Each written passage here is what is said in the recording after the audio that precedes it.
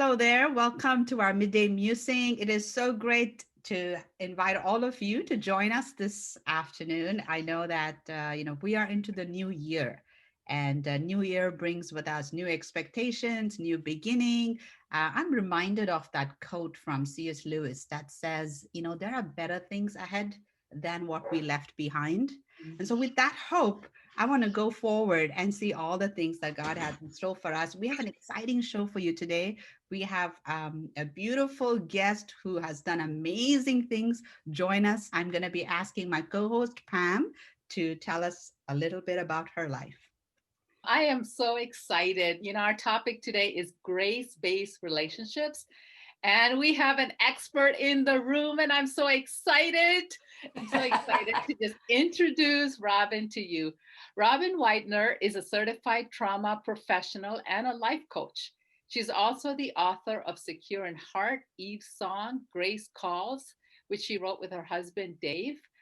Robin works with her husband and leads the Purity Restored ministry that serves churches and individuals in areas of sexual purity, insecurity, trauma, and grace based relationships.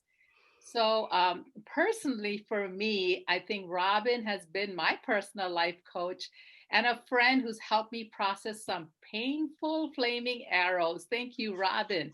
She really helped me find Jesus through just my trials, shifting my rule-based perfectionism to a grace-based worldview that transformed my thinking. And today I'm going to have Rita start us up with some questions for Robin.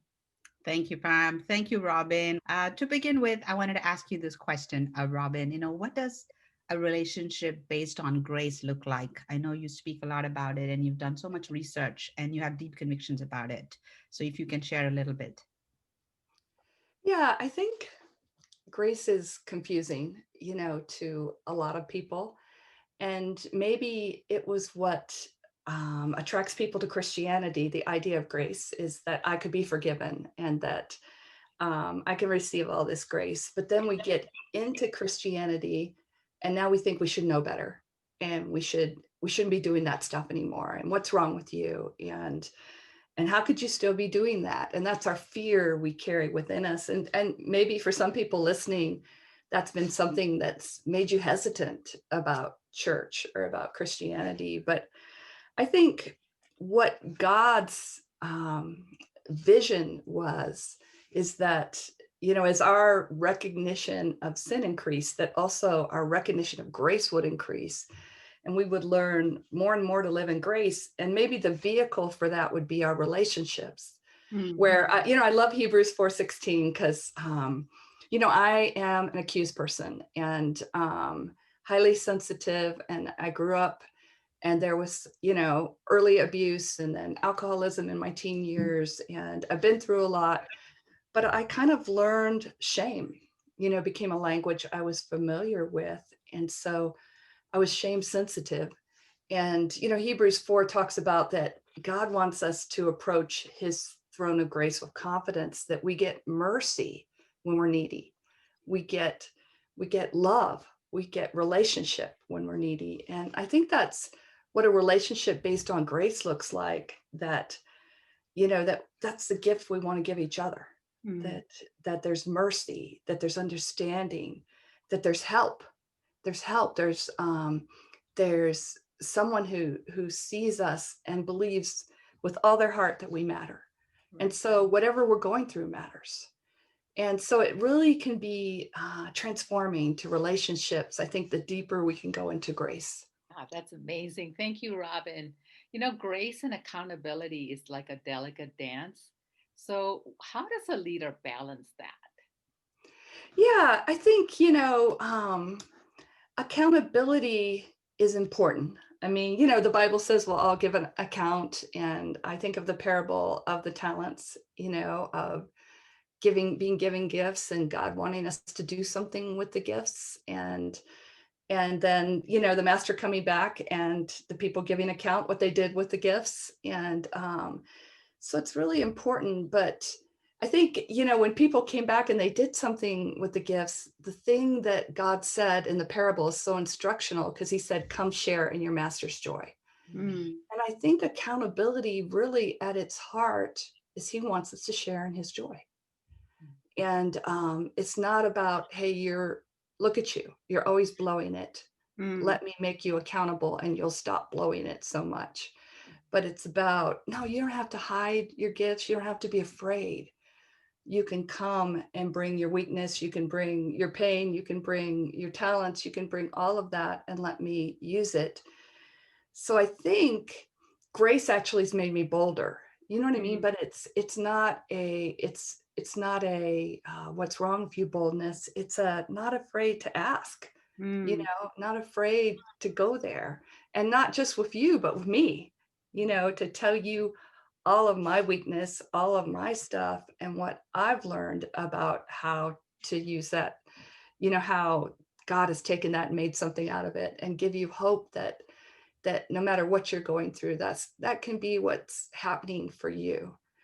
So I think it's kind of like that mixture of truth and grace. It's super important, but it's hard to find the balance. wow. Thank you, Robin. I've struggled a lot in just having grace upon myself, or Yeah. even, Hmm. just practicing grace, maybe Yeah. because of the way I was brought up. What does it look like to practice self-grace? So someone like me, how would I learn to practice that? Well, I think thanks for sharing that, Rita. And man, you're not alone. This has been my battle throughout my life as kind of an accused soul. Is there's always an accusation. I was in an art class last night, and they talked about imposter syndrome. That's right. And a lot of us can feel like imposters as Christians, even, or imposters as whatever we do.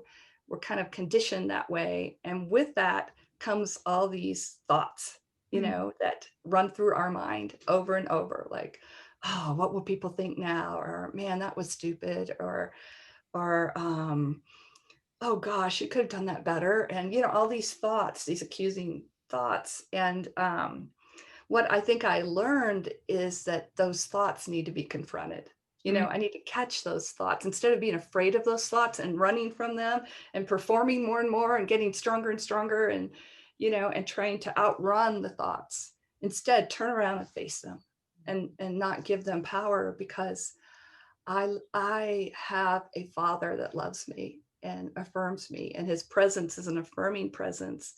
So to go back to those thoughts and ask Jesus to join me and say, well, wait a minute, Jesus, what have you got to say about that? Or mm, then it's like a retraining of the brain happens. There's a lot of brain science with it too, where the brain, if we continue to let those thoughts go through unchallenged and we keep outrunning them, the brain learns that those thoughts are true and they become mm, our truth. And a lot of the ways we interact relationally comes from that truth.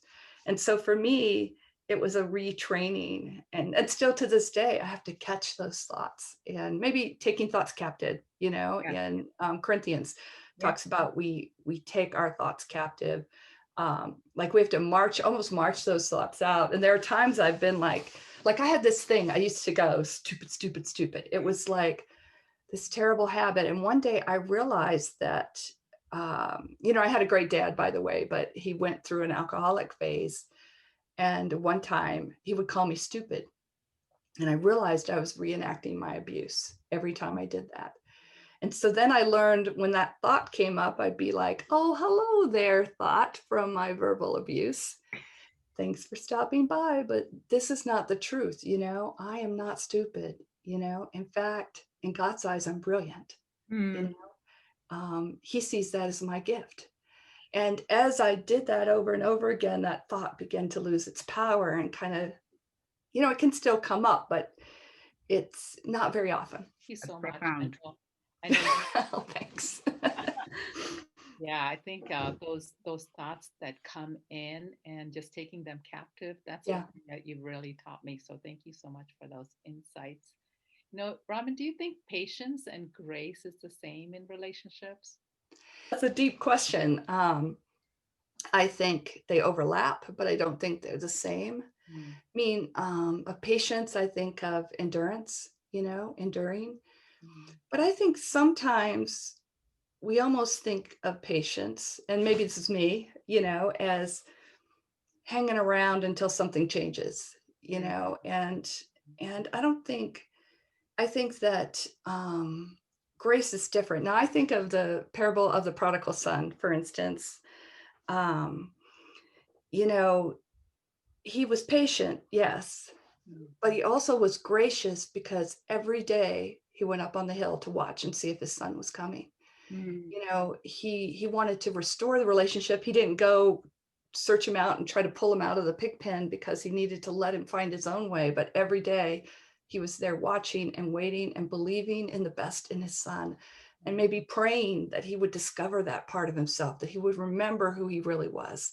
So then you understand when the son, even before the son, is close to him, he goes running to him and wraps his arms around him, and he begins to reaffirm to the son who he really is.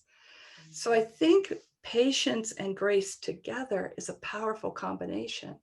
But I don't think patience means, oh well, you go, while you go figure that out, I'll still be around if you get it together and you want to come back. I think it's the patience that God has is a gracious presence. It's a gracious patience that's longing and loving and seeing the best in us and believing it's still there when we think we've lost it. mm.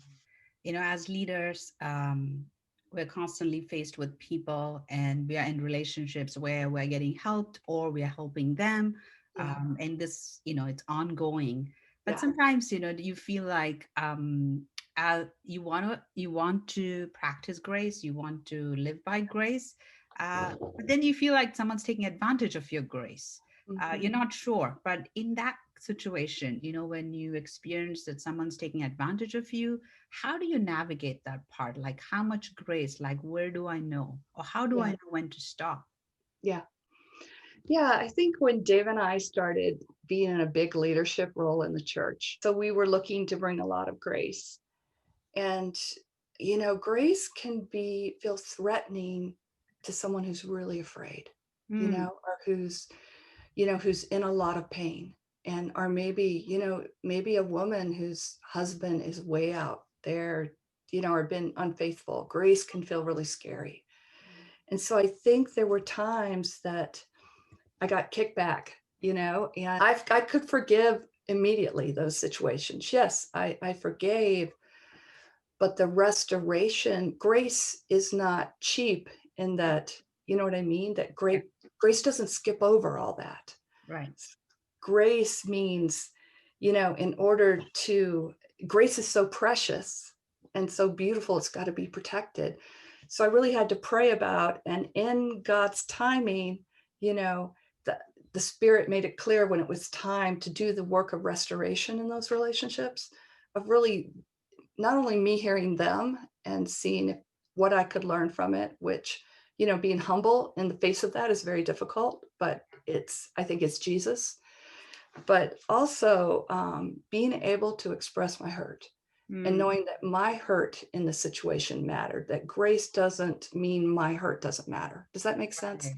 Yeah, My hurt still matters, right. but yet my goal is to restore. Mm, My goal is there to be safety. So sometimes that restoration process takes a little time. We can't just go from immediately from someone wounding us in that spot to immediately, like nothing happened. right. Instead, God, I think leads us on this kind of journey of restoration where, sometimes it doesn't take that long. Some things are more deeply seated and they take time because maybe the other person isn't even ready, you Yes. know, to go there with you. And so I think I've learned a lot about that. So I just want to I've learned so much from you, and I just want to take this time to just thank you. Thank you for showing us grace, for researching it, for writing a book on grace. I know Robin's Oh, you're written so welcome. Grace Calls, which is a book that last year I had a privilege of going through that with a sister in our church, and we both were strengthened and encouraged. What Oh, you've helped thank me you. get in touch with is how God has shown me grace upon grace, and from that I can show grace to others. How patience is God's gracious presence believing in us. Sometimes we Yeah. don't believe in ourselves. Yeah. Sometimes we might feel like nobody believes in us, but Yeah. God does believe in us. And thank you for letting God use you so powerfully. You, Robin, you want to just share any other ways that people can connect with you? Um, sure, my email's on my books and I'm always glad to get an email. I love to hear people's stories of my story, if we talked about that, is fraught with pain and trauma, and but also new growth and recovery and overcoming. And so I love to hear from people. Dave and I also help couples restore and work on the broken places in their relationships. And I also do some creative recovery. I do spiritual recovery and creative recovery in my coaching practice. But mainly, I just think I love to hear people's stories and then help them look for how God is entering that story. And like you said, find that affirming presence and then learn how to live that in their relationships with other people. Thank you. Thank you, Robin. I think as we come to the end of our show, I'm just leaving with this thought that, when I have grace and when I experience grace, I will have the courage. It's not the Yes. other way around. And I think Yeah. a lot of us sometimes we're confused and we Yeah. don't really understand as leaders. And so either we're afraid to be graceful almost, Yeah. and I think there's so much to learn and grow here. So thank you for your insights, even though it's Thank short, but you. I know that there's something for us to think and explore and pray about. So I also want to thank the viewers. We have lots of hopes and dreams in store. We want to be able to add value to all of you and, just bring in more experts who can enrich our lives with their experience and with their wisdom. And thank you for supporting us. Please do subscribe, like, share with your friends. This is something that Pam and I want to do because I believe this makes us happy and encourages many of you. So thank you, and we will see you all next time. Thank you, everybody. Okay. Thank you.